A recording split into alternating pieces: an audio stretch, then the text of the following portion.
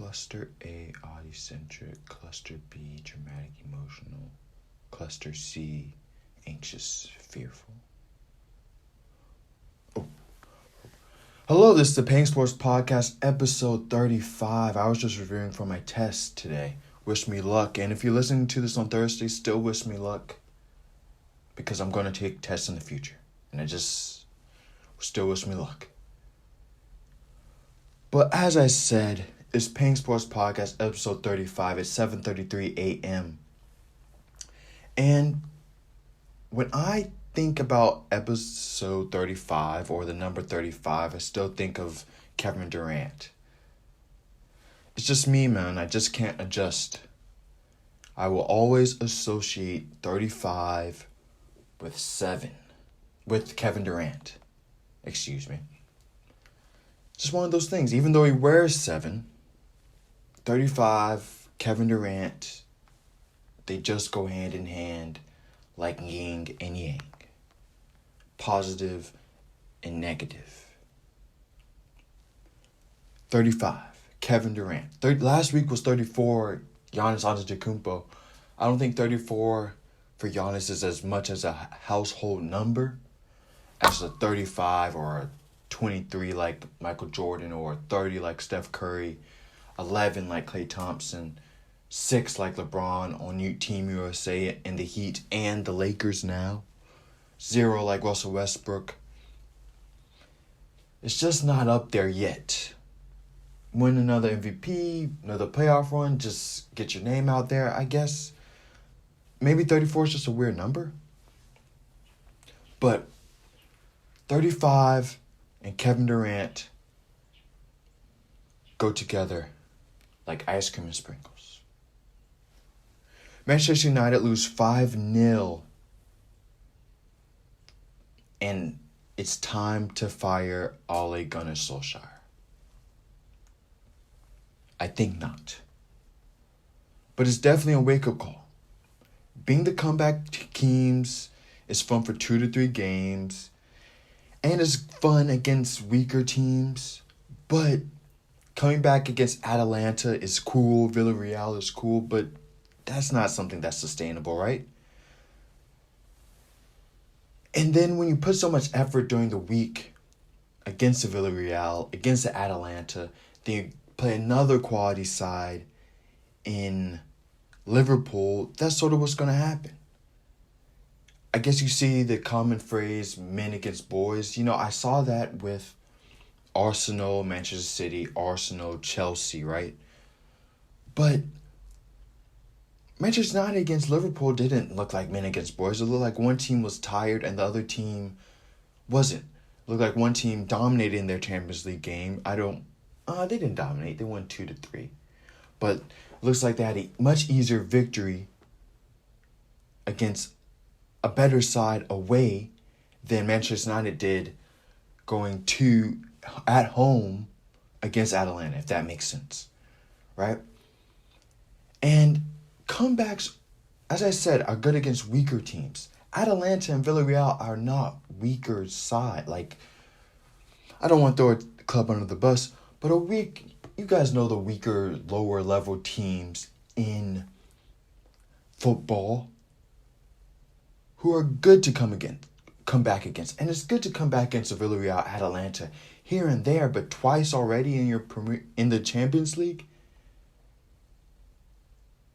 The 2 games that you've won have been comebacks, if I'm not mistaken. But last year, they got knocked out of the Champions League, right? And in the group stage. And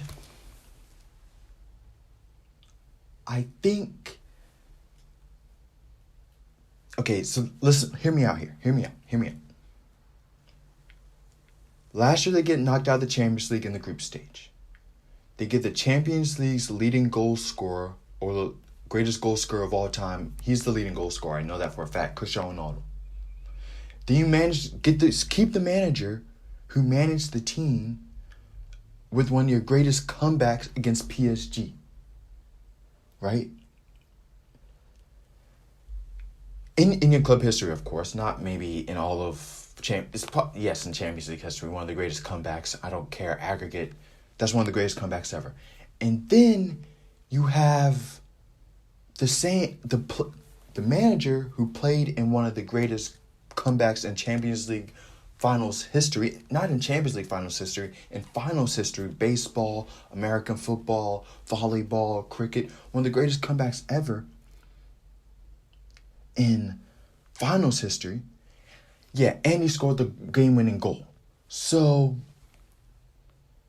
would it be a crazy thing for me to say that Manchester United aren't putting all of their baskets in the Champions League, but they're focusing a little bit more on the Champions League than Premier League?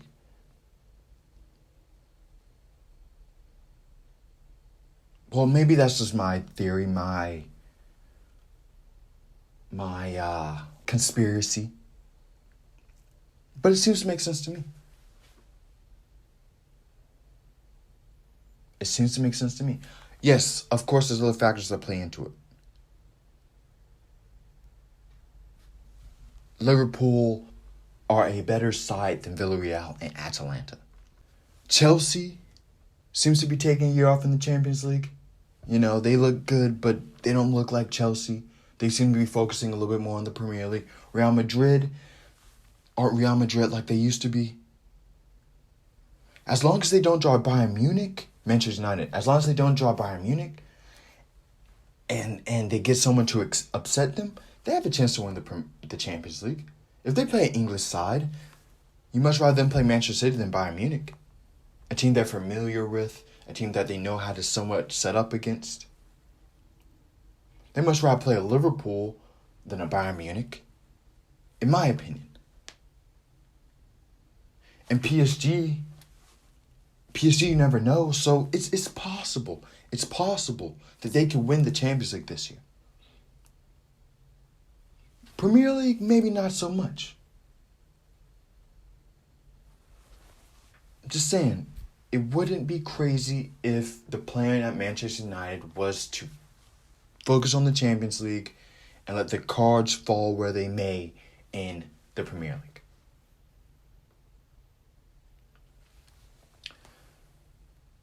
This is also just one game.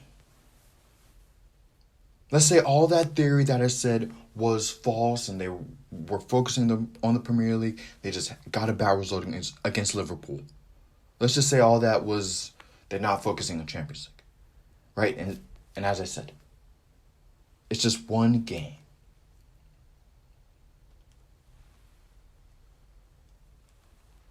And it's a long season. They could beat Manchester City. They could beat Manchester City coming up in about a week or two. But they may beat Liverpool March the 19th when they play each other again. It's a long season. That is why Chelsea's so interesting. I have a question. Do you think the good teams start out fast? Or do you think the good teams start out slow? Because players play international. They had Euros this summer. You know, the good players don't take the games as seriously. So it takes them a little bit more time. The good players on the good teams, the Manchester Cities, the Liverpools, the Chelseas, in some instances Arsenals, the Manchester Uniteds, so on and so forth, Juventus, PSG, whatever. It takes the good team, it takes the good players because they play in an international break to get back up to speed. And as I said, they don't take the games as seriously. So at the beginning of the season, when Chelsea's beating Liverpool and losing to Manchester City, but it's a close game, and beating Arsenal, and they haven't played Manchester United yet, and they beat Spurs, do you think that's Manchester City at their strongest? Do you think that's Liverpool at their strongest? It's just a question. My thing is, I would think half decent sides start at the season strong. So when Manchester United lose to Everton, a half decent side, as Gary Neville would call it. Everton's giving their all because this is they know. This is a trend that Everton does every year. They start out strong, and then the good teams start to settle in and get more comfortable, and they build the chemistry and all the necessities to win the games.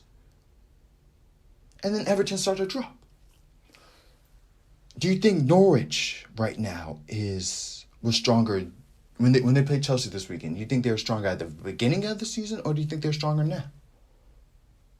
I think they were stronger at the beginning of the season. You're seeing how the system works for West Ham. They start out strong, and now they're just riding the wave. It can work 100% for a half-decent size. Again, that's the only way I see them challenging. They start out the season strong. Leicester City's not doing it, but they've done it the past 3 seasons, where they start out strong, they somewhat drop towards the end of the season, and that's what happens. But I say this to say, maybe these results are a little more misleading and a little more overblown than we think. Because there's not a doubt in my mind, Liverpool's much better than they were. Liverpool's better when they play Manchester United than when they play Chelsea. Manchester City is better when they play Manchester United than when they play than when they played Chelsea. Same with Arsenal. All these teams are better, right? Speaking of Arsenal, that's what those sides do. You see the West Hams and the Crystal Palaces. The teams that are going to probably finish in the Europa League position. Yes, I think Crystal Palace has a good chance to finish in a Europa League position. Benteke deserves to be a candidate for October Premier League Player of the Month. That's sort of a tongue twister. Premier League Player of the Month, October. Mo Salah's going to win it, but Benteke definitely deserves to be in the running. Right?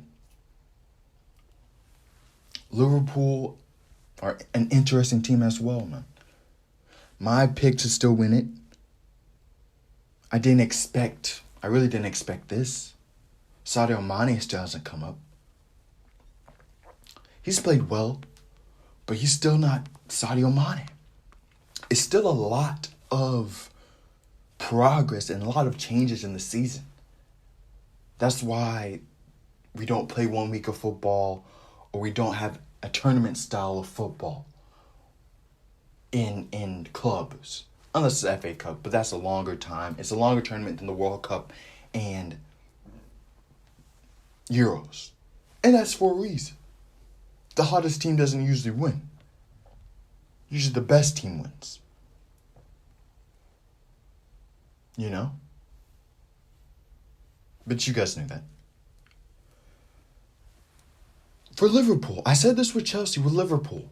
Are they putting all their eggs in the Premier League basket? It looks like it. Even though they've dominated the Champions League, they've won all 3 of their games. That's how good they are. But I think they're putting most of their eggs in the Premier League basket. I think they want the Premier League over the Champions League. They just seem a little bit more pumped, I guess you could say, for the Premier League than the Champions League. Maybe they have a control over the Champions League. They know how to work the Champions League now. And are they playing Mane for just the Champions League? Played 3 games, scored a goal. I think it's its tournament. I think he really enjoys playing the Champions League compared to the Premier League. You know? Some players are just like that. Right? Playoff Rondo, Champions League Mane. One of those things. And he hasn't hit his form yet, which is very scary. And they have Jota coming off the bench. It's going to be a fun season. We're not even halfway done. Roberto Firmino is also the best player in the world at his position. boggles the mind when when I see him not playing for Brazil. It boggles my mind. The best center forward in the world. I guess I just answered my question because Brazil, I think, play more of a striker kind of role. You know, they prefer more of a striker, not a distributor. I guess they can get that from Fabinho and Casemiro.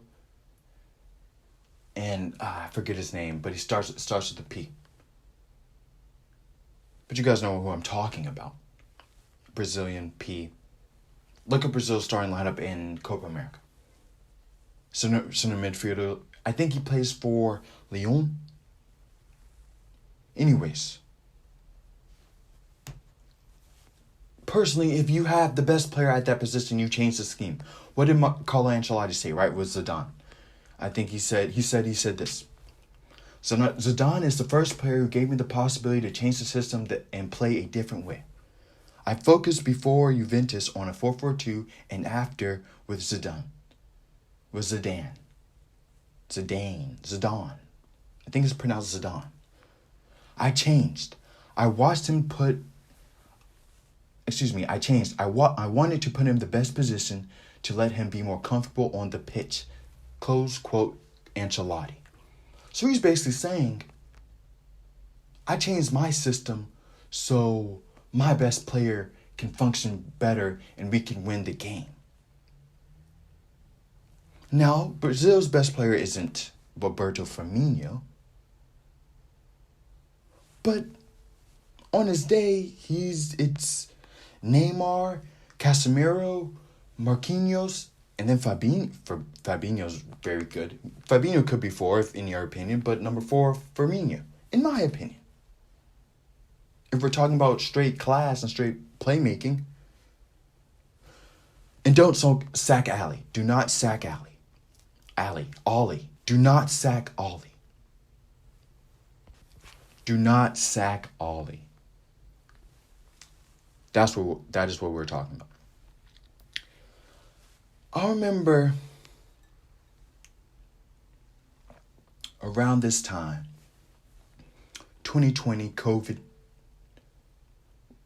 people were starting to get a little hope. Vaccinations were coming out. Vaccinations were not coming out. Vaccinations were, I think, in the rumor mill, right? But at the same time, during this time last year, a team from North London went to Manchester United, Old Trafford, and beat a team called Manchester United 6-1. The team was Spurs. And we see how Spurs' year went last year. Finished Conference League. And where did Manchester United finish? Europa League final and second in the Premier League. I'm not saying that's what going to happen to Liverpool, but hold your horses on Manchester United. Because they've been in this predicament before. It's sort of Ole's MO. As I said, PSG coming back away in the Parc de France. Champions League final against Bayern Munich, down 1-0. Scores the last second goal to win them the game. Yes, of course, it would have felt better if the score was 2-1. But I also have to say this. Manchester United fans, Premier League fans, Manchester United has not gotten worse. The Premier League has gotten better. And I will say that over and over and over again. Whether it's Norwich getting better, Everton getting better, Aston Villa getting better, or Liverpool getting even better. So Manchester United has two options. One option saves their job, but the other option gets most of them fired and transferred out of there. The first option is they do what they usually do. They come back.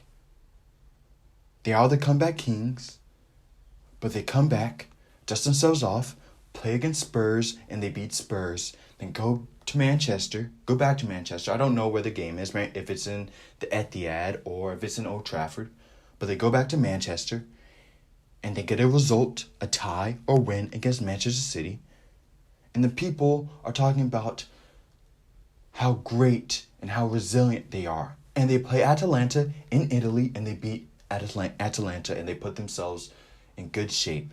12 points. No, they would have 9 points. 9 points in the group.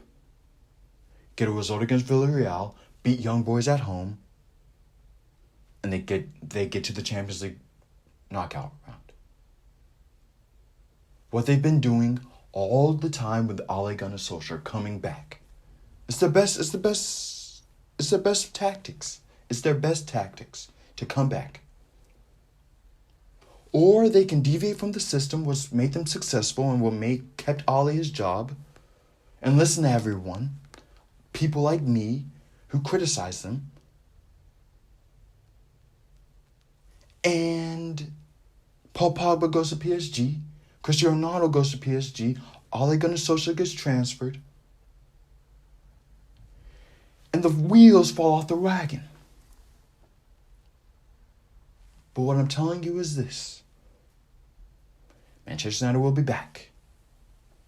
Just like Darth Vader, just like Anakin Skywalker. They will be back. Week 7 of the NFL. No real classic games. And that happens in an NFL season. Right? It happens. You're going to have these. This is actually the time it happens. Week 7, week 8, week 9, week 10, 11, 12, 13. And then you look up and say, oh, the Bills are Super Bowl favorites. Oh, the Ravens are division championships. Not at the moment. Shout out to the Bengals. Oh, Seattle's better than we thought they were. The Cardinals are good. Oh, the Rams are coming up in week 13, 14, 15. This is what wins. Well, these weeks 7, 8, 9, 10, 11, these are the weeks where players start to get injured a little bit more. Teams start to not take practice as a little bit seriously. That's less enthusiastic about practice, I should say. So they do. I lost this episode for the witty sayings and phrases. I'm a lost. What run of the mill, or they treat it mundane, or there's definitely a saying for what I'm trying to say.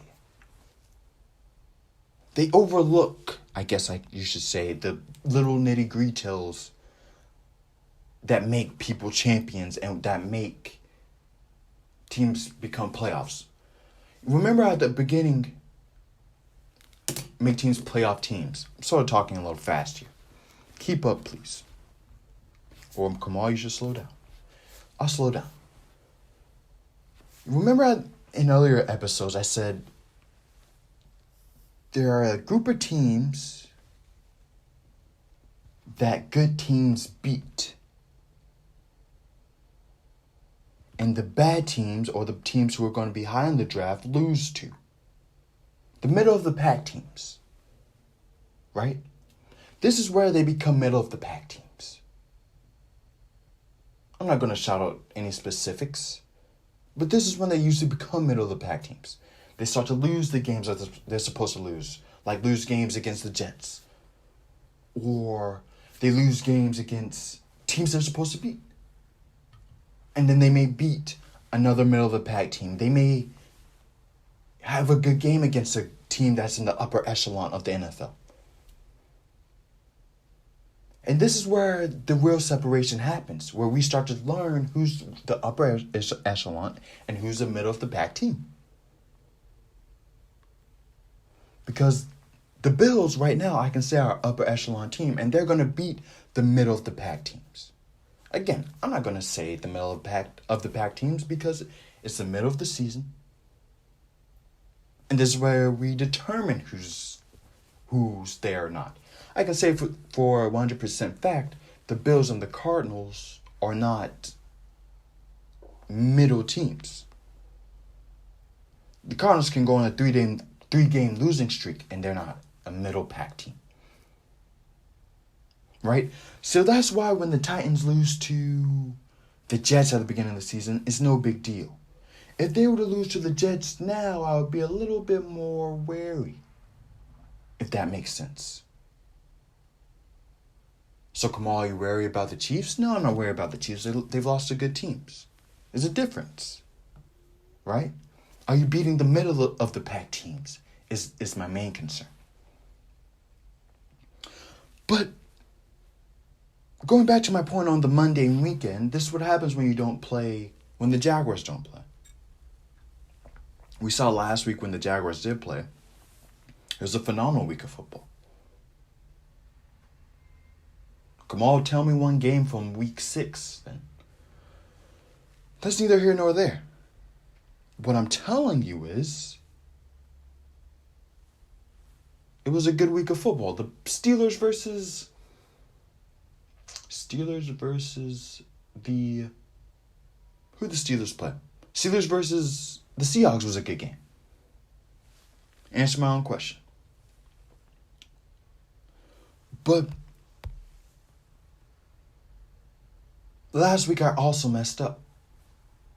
I forgot to put a timestamp for the NFL. And this week, if there is one timestamp for any category or any topic that we discuss, it will be for the NFL. We did discuss the NFL. I just didn't put a timestamp in it. Should I be telling you this? Probably not. But you probably already noticed it. And I must get better because mid doesn't look good on anyone. Entering week 8, let's get into the NFL and the different divisions. Remember, I did predictions who's going to win the divisions. I'm not doing that. Should I? Nah, I'm not. Let's first look into the American Football Conference. AFC North. The Bengals top the division. Big win against the Ravens. Is it the biggest win of the season? Maybe. For any team. That's what I'm saying. Any team. Is this the biggest win of the season? Comment below. Do they win the division, though? I still got the Ravens. But, as I said earlier, 3 teams from that division may enter the playoffs, may go to the playoffs. The Browns, the Ravens, the Steelers, and the Bengals all have chances to legitimately make the playoffs. All 4 probably won't make it, but 3 isn't a long shot in my opinion. 2 made it last year. 3 made it last year. 3 did make it last year. The Ravens made it, the Steelers made it, and the Browns made it. One of those will change because I think the Bengals will make it. And I don't think it'll be the Ravens. Anyways,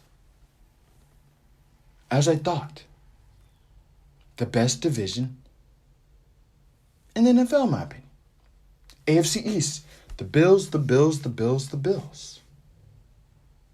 And the Patriots may win 10 games this year. Remember what I said. The Patriots, I will say this about the Patriots, they'll be a middle-of-the-pack team. But they can be in a middle-of-the-pack team that wins 10 games. Because I definitely think they will win 10 games. Or they have a chance to win 10 games. They just got to beat one good team. They got to probably beat the Bills once. Hopefully. Or beat another good team once. And then this week 7, 8, 9, 10, 11 is when they go 5-0, 4-0. May have a bye week in there. Or lose one game, go 3-1, 4-1. You know? It's just one of those things where they can be in playoff contention. With the Colts, the Titans, the Browns, the Ravens, for the wild card position, I should say.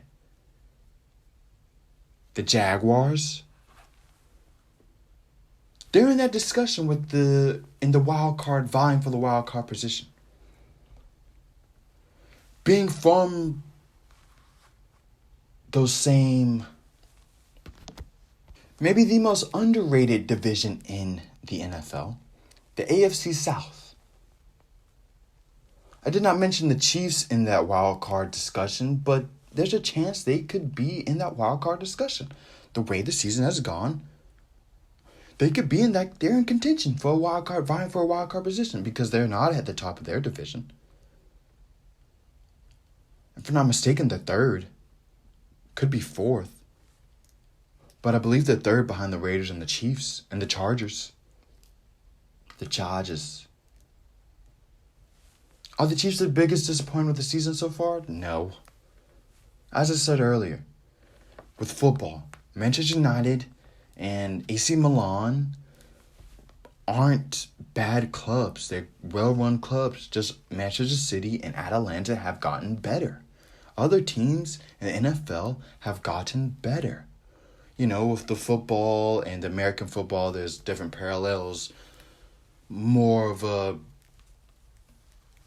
extensive playing with European football, overseas football, than American football, but the same principles go.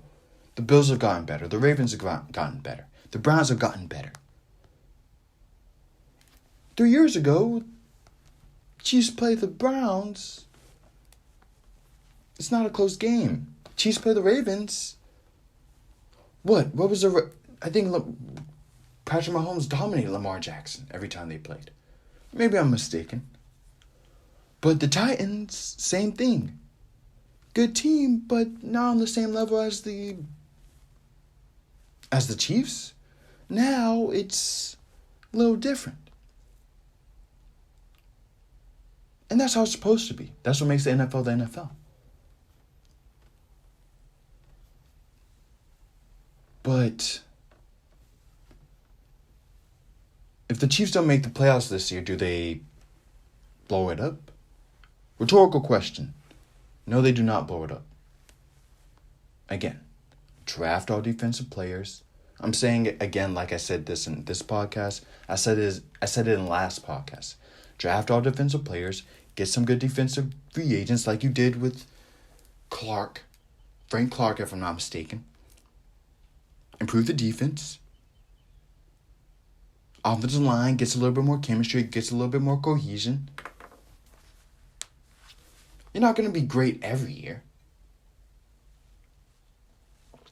The GOAT, in most people's opinions, didn't make the Super Bowl. Well, it made the Super Bowl, but didn't win the Super Bowl for a long period of time after they three-peated. So, hold your horses. Remember, it's a long season, people. And patience is a virtue. Let's look at the Chiefs' schedule to see if it really gets that much worse. And we'll see, as I said, what's the common theme in this segment for the NFL. Week 7, 8, 9, 10, 11, 12, 13 are these somewhat mundane weeks where people overlook, people don't try as hard, they don't care as much. It's somewhat the opposite of what's happening in the Premier League right now, where the teams sort of know who they are. And so when they play the Chiefs, they're a little bit more confident, less confident. It's just one of those things where these are the weeks where we'll see how good the Chiefs really are. But they play the Giants this week or next week. Play the Giants next week. I fancy the Chiefs in that game. Then they play the Packers at home. Raiders, Cowboys. Then they get a bye week. Hopefully at that bye week, they're on a 4-game winning streak. Feeling good. Play the Broncos in Kansas City. The Raiders again. Chargers. Remember, a dish is best served cold. Steelers. Then Bengals. Week 16 Bengals. Week 16 or 17. Week 17 Bengals. Week 17 Bengals. And then the finale in Denver against the Broncos. Looking at their schedule, the Packers can maybe get them, but that's a winnable game for the Chiefs. The Bengals can maybe get them in Week 17. But I'm talking about the Bengals right now. If the Bengals played the Chiefs right now, it would be a close game. Who knows what's happening by Week 17? Who knows? That could be an intense game, honestly. 2 teams vying for a wild card position. That'd be an interesting game, 100%. I wouldn't be shocked if that got moved to a Sunday night game. But 3 Sunday night games of the Chiefs, not a fan of. The Cowboys at home will also be sort of a difficult... The Cowboys are at home. Away game for the Chiefs.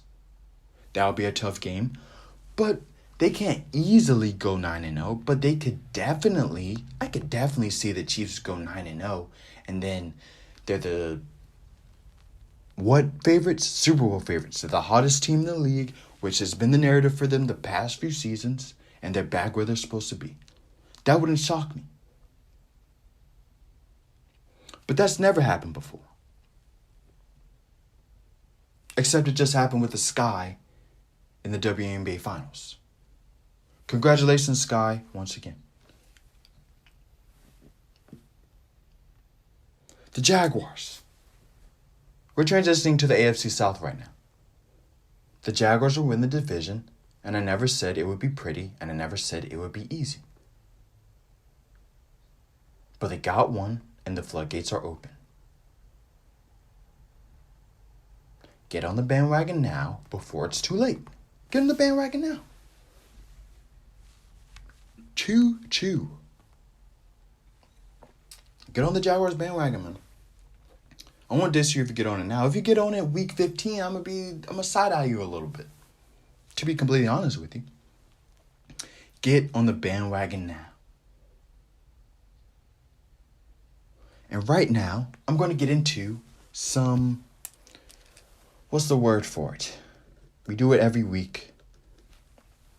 Predictions. Most likely on American football and other sports I don't know a lot about. Like ping pong. Predictions. Okay. The game I'm looking forward to the most this season. The Packers versus Cardinals.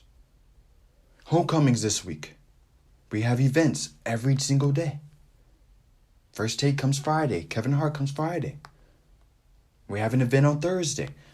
If I go to that event, I may leave early.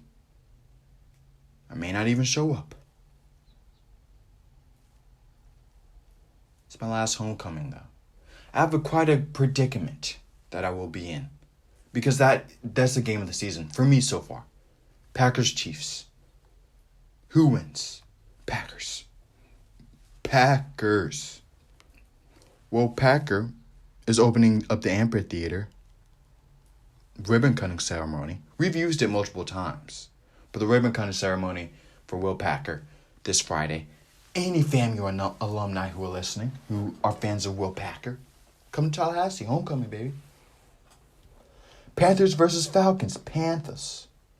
I'm sticking with the Panthers. Even though I talked about those run-of-the-mill teams, those middle-of-the-pack teams. They're getting in dangerous territory. Middle of the pack is in dangerous territory, but it's not shallow water. It's a little choppy. It's a little choppy in middle of the pack. Some would say middle of the pack's the worst position to be in. Because at least when you're at the bottom of the barrel, you know you're down bad. In the middle of the pack, whoa. Where are we? Where are we? We're in between a rock. We're in between a hard piece of Play-Doh and a somewhat hard place, but not that hard. It's not a rock in a hard place is the analogy where I derived that from. It's just they aren't in a rock and a hard place. I would say the teams that lose a lot are between a rock and a hard place. You got options with some hard Play-Doh. You can still sort of mold it. Peng Sports Podcast, episode 35, Analogies.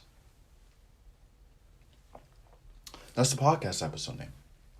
I've struggled with analogies this whole podcast. Remember I said last week's podcast was mid because of the timestamps? This podcast, I don't know if it's mid or not. Once I self-reflect and think about it a little bit more, we'll see. But we're in predictions mode. This is going to be the longest predictions in the history of predictions for the Pink Sports Podcast. Episode 35, baby. Kevin Durant. Remember that video? Anyways. Battle of the AFC Titans versus Colts. Good win last week. Good win. That was a good win by the Titans. Some were probably the most impressive win of the season in most people's opinions. But I'm going with the Colts. Colts. These single syllable teams sort of trip me up. Dolphins versus Bills in Buffalo. And this is good scheduling by the NFL. They know exactly what they're doing. It would take too long to explain, but the Bills win. Bengals versus Jets. Bengals.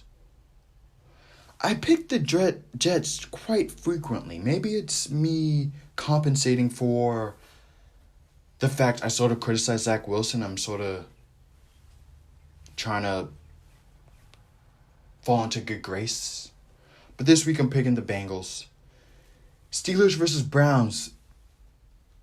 The Cardinals versus Packers is the game of the week in week 8, for week 8. But the game of Sunday will be the Steelers versus Browns. It may be a blowout, but it will be very intriguing. And I didn't write down who I think is going to win this game. Guys, I am 61-41. I'm going with the Steelers. But back to what I was talking about. I'm typing this down. I keep track of everything so we can keep the overall record. I'm 61-46. And you know how last week I didn't put the timestamp? That really got me. Because in my script, I didn't mark down who did I pick for the Colts Seahawks game. You all probably know because you listened to it. I listened back to parts of it, the parts that I feel like were a little choppy, but the predictions, I'm usually clean, crisp, confident, triple C's with the predictions, so I don't really listen back to that. But because I didn't do the timestamp, it wasn't easy access for me to look back at it. And me being a full-time college student, yes, I'm using it as an excuse. When can I not use that? When this is the perfect time to use it as an excuse. I don't have the time to be listening to myself talk for 30 minutes on a subject that I already know my opinions on. I say that to say we're 61-46, but there's a chance we could be 63-44. Because for the Saints-Seahawks game, I didn't mark it down, but I am confident I said the Saints. Quite confident I said the Saints, but because I didn't mark it down, that's my punishment. So we are overall 61-46. Great thing about these bye week games where there's only 6 games, if I'm not mistaken. Not 16, 12 games or 14 games is they don't make or break your overall record. See, let's say I go 0-12. I would still be 58-61.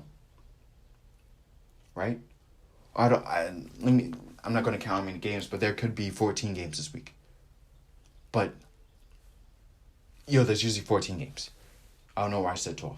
But even if I do go 0-14, I would be 61-60. Still winning record. I like the bye week games.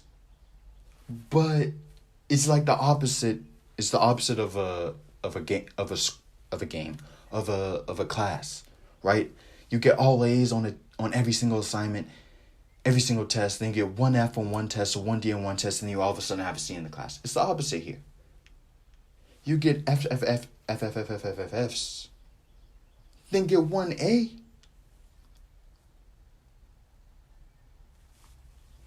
That more pertains to GPAs though, right? Where you get all A's and then your GPA goes up. You had a 3.4, now you have a 3.5. You had a 2.9, now you have a 3.1. But you get one D, you have a 4.0, all of a sudden your GPA is a 3.2. And you're just like, what? Anyways, that's neither here nor there. Steelers versus Browns, Steelers. Eagles versus Lions. Lions do not fire a coach. I got the Eagles in this game. But the Lions will be good. The Lions may win the first game Thanksgiving. Who do they play? I don't know. Rams versus Texans. Thanksgiving week, watch out for a podcast before Wednesday. Probably the first ever. Maybe a Monday podcast. Peng Sports Podcast. Monday. Yeah. Look out for a Monday podcast. That's all I'm saying. Rams versus Texans. Texans play all 4 quarters and they give effort. And that's all you can ask for when you're a team that's in a rebuilding stage and in a total gray area, fog. If there's one team you feel somewhat bad for, it's the Texans, right? Just all that's gone on, where they don't know what's going on. New coach. We know what's happened with Deshaun Watson. I've discussed that a little bit. But they play all 4 quarters, and they play hard, and they play for the coach. Nothing against it. Rams win. 49ers versus Bears in Chicago. I hate the Bears. I don't hate the Bears. I like the Bears. I respect the Bears. But they're just a difficult team to pick against or to pick for. Like the Texans, they're going to play all 4 quarters. They're going to play hard. They know who they are. That's one thing they probably have over the Texans, is they know exactly what they are and who they are. From Trubisky to Dalton to Fields. They know what they are and who they are. Oh my goodness. The Bears beat the Raiders, if I'm not mistaken. But they did lose the Packers, but that's nothing to be ashamed of.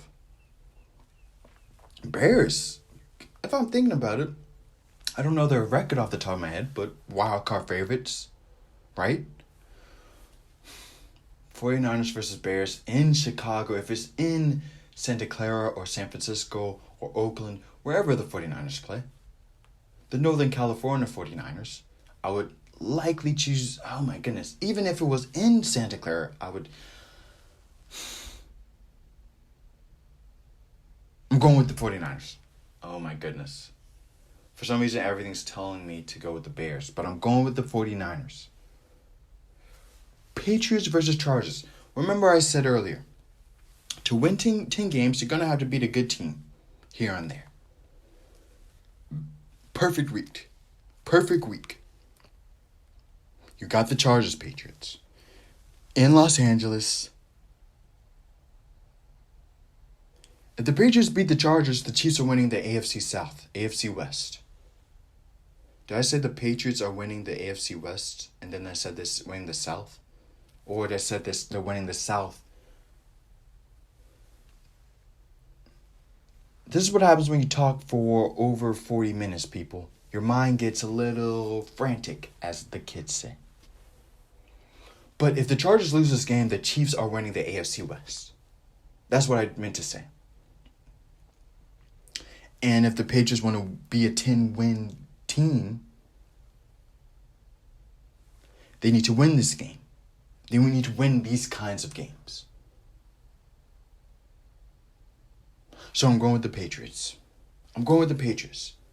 I wouldn't follow the Chargers bandwagon because they definitely have a chance to make the wild card and win the division still, even if they lose this game. Don't listen to me. But I just feel, right, the Chiefs gain a little bit of momentum against the Giants. Again, these are the weeks. This is uncharted territory. We saw this last year with the Cardinals, right? We saw it. Well, they started out good and they looked good, but the overlooked weeks, the new coin term, the overlooked weeks, start to get them. Now, will the overlooked weeks start to get the Chargers? They have a more experienced coach, so we don't know. But I know the Patriots have a coach who's been through the overlooked weeks many times. Many times. The Patriots win, just to let you know. Jaguars versus Seahawks in Seattle, a climate where Trevor Lawrence has never played before. But when you prepare, climate doesn't matter. Jaguars win. Geno Smith, shout out Geno Smith, man. Playing very well. Yes, he's lost to the Steelers. Yes, he's lost to the Saints. But competitive. And with Russell Wilson, with the Seattle team, see, this is where Seattle starts to rise. The overlook weeks. This is where they start to rise. And this is where them not having Russell Wilson is going to affect them. But again, they play the Steelers. I think they play the Packers as well. But they play other teams that are winnable games. And the way Geno Smith is playing, they did already play the Steelers. But winnable games. As I said it, podcast 33 or 34, I'm not too sure. Again, I don't listen to these things back. Buccaneers versus Saints. What a transition, if I do say so myself. Buccaneers. Are you seeing a pattern? Are you starting to notice a pattern of... If you're not noticing it, I'm not going to say it. Washington versus the Broncos in Denver. I would like to see the Broncos versus Panthers. That would be a good game. First of all, with Teddy Bridgewater playing his old team. But I think they're two teams that are very similar, and then playing each other would be a very good game. Cowboys versus Broncos. Cowboys. Back to the Broncos pick, a pick that I did not say. They're going to beat Washington, and they would beat the Panthers in my opinion. Especially in Denver. If they play the Panthers in Denver, they win. If they're playing Washington in Denver, I think they win that game. Giants versus Chiefs. As I said earlier, the Chiefs win, and this is when they start. What about the NFC, Kamal? You forgot about the NFC. I'll get to the NFC next week. And maybe with a guest. So stay tuned. Podcast 36. Perfect square right there.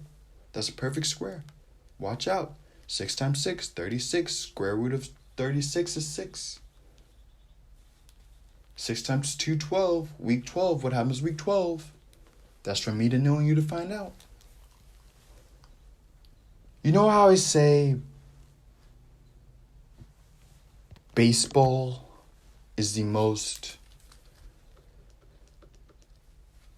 individualistic team sport? watching the playoffs, I've realized that it's quite the opposite.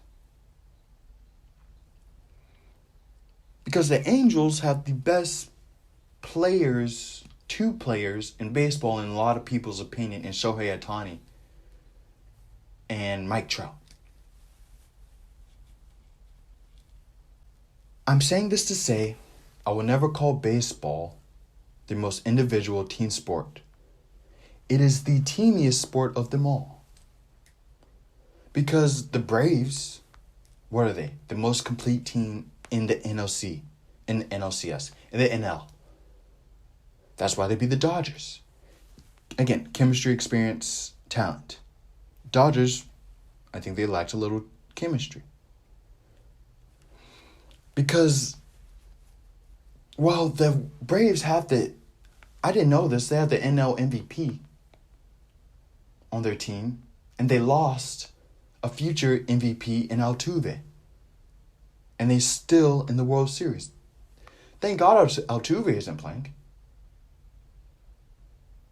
Anyways, Astros, same thing, complete team. Have you ever played the show 20, where Yordan Alvarez is a rookie? And you play fantasy mode, franchise mode. Yordan Alvarez, as a rookie, in franchise mode of MLB The Show 20, is always the top candidate for Rookie of the Season or the top candidate for MVP in the same season.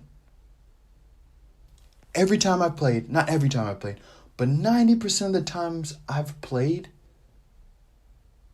he's an MVP candidate and a rookie candidate, no matter what. And he usually wins Rookie of the Year, and I would say 1 out of every 3 times he wins MVP. Kamal, how many times have you played the show franchise mode? That's none of your business. COVID was long. Remember that. COVID was long. Whether if you played in the NL or AL, it didn't matter. He was always a front runner for the Rookie of the Year race and the MVP race. Every single year. But anyways, to the World Series. Yesterday was a game-winning. A series winning. That's why I was getting tripped up.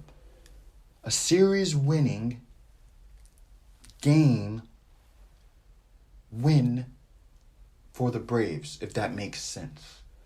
And winning that game yesterday can springboard the Braves to win the series. If they win the World Series, they're gonna look at Game 1 when they beat the Astros 6-2, and we're gonna say, "Oh, that's what won them the series." That game right there, especially if it goes 7 games, especially if it goes 6 games. Oh, this is what won them the series. And I love how baseball does it. 2-3-2. That's the way to go, man. 2-3-2. If you win one at home, if you win one away, that is a little bit more detrimental, 100%, if you lose a game at home. I believe in a 2-3-2 format. My opinion, take it or leave it. And it's less travel. It's a little cheaper, I believe. Come on, right? No? I think players are a little less fatigued. I don't think, right, they do it in the NBA 2-2-1-1-1. If you play game day after next, that's a problem. See, if you play 2-3-2, you can play a game, you can almost play a back-to-back game, like they do in baseball. Right? You can do that. But when you play in Atlanta, and then you have one rest day, then the next day you play in Philadelphia, and then you have a rest day, then you play in Atlanta the next game. It's not... I just don't think the best quality is being shown when you do it that way. If you have a 2-day break, I understand. But these last playoffs, I think they're trying to get them done. There's many other factors to it. I'm talking NBA when I should be talking MLB. This is the Peng Sports Podcast, episode 35. I'm just letting you know, reminding you. But I'm just saying, I prefer the 2-3-2 method over the 2-2-1-1-1. Great win by the Braves, as I said. For my untrained baseball eyes, the only real bad thing was, of course, Charlie Morton being injured. But, in my opinion, you want your starter to win you minimum 1 game. That's a requirement. If he wins 2, that's what great pitchers do. Win 2 games, but if he wins 2, great. If he doesn't win 2, you just really want that 1. I'm acting as if though he only pitched more than 3 innings. And the bullpen really didn't win that game for the Braves. But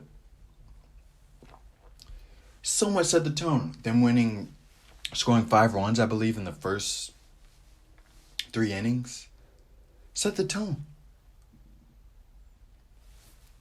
But I'm just saying. Remember, this is coming from a guy who watches the NLCS, the ALCS, and the World Series. So please take the criticisms with a grain of salt.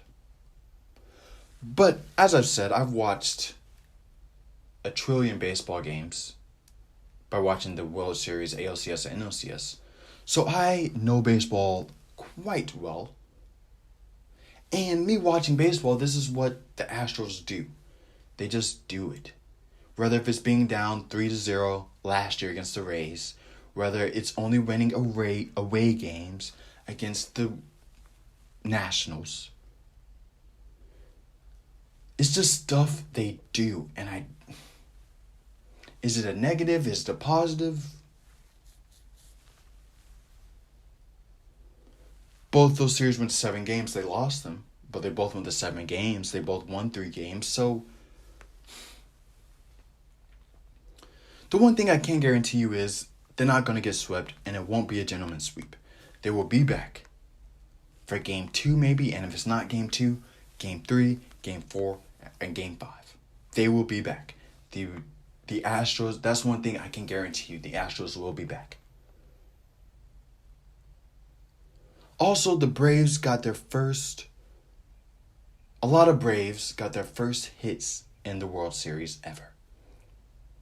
And I don't think that's emphasized enough, how big that is. That's a big deal. Maybe it gets more emphasized later in the series when it's a clutch, I don't remember who did not get a hit last night, but I do remember there were some. There were some, definitely. Maybe Game 6, down 2, runner on second, guys over in the World Series. He gets his first World Series hit. They make a big hoopla about it. Maybe that's the plan. Don't be nearsighted, people. Be farsighted. Maybe they're just farsighted with their thing. I'm just saying, it's a big deal. These guys work their whole lives to play in this one series of games.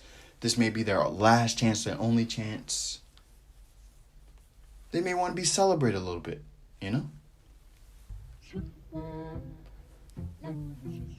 This has been the Peng Sports Podcast, episode 35. Not 36, not 34, not 34.5, not 34.9, the beat, not 106.5, not 106.1. All my Jacksonville people know what I'm talking about. This has been the Peng Sports Podcast, episode 35. And I already feel a little bit better. I already feel a little bit better about this week's podcast and last week's podcast. 100%. You're going to have ups and downs. Cristiano Ronaldo has spikes, where he goes up and he has games where he's out of form. Messi, Mbappe,